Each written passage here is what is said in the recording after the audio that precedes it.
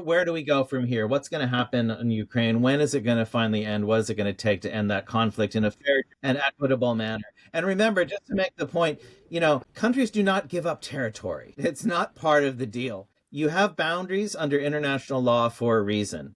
I'm not particularly fond of boundaries, but I realize their necessity in the world in which we exist today. The fundamental principle of international law, obviously, is do not use acts of aggression or the use of force, and certainly do not try to acquire illegally the territory of another sovereign nation state. So where do you think we can go from here, Matthias? Well, the sanctity of borders is very much on the line, in sort of solving, quote unquote, the Ukraine conflict.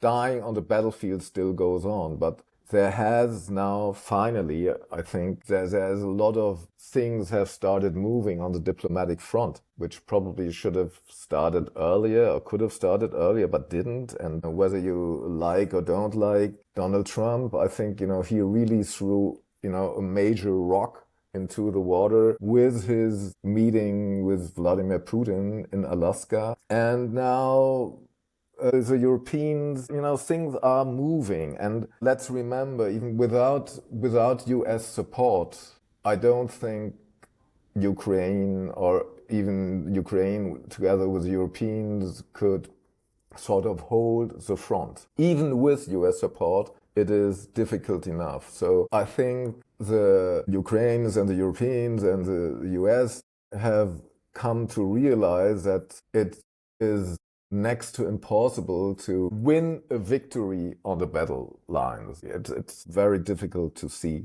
that. With all the support that Ukraine has got so far, there's no magic bullet in any arsenal anywhere that could change the reality on the battlefield, especially since Ukraine has not enough people, enough personnel to man the front lines and the trenches. And Russia has. So Russia is betting on that advantage. It is costly for both sides, that war of attrition, but it does seem that Russia can sustain it longer.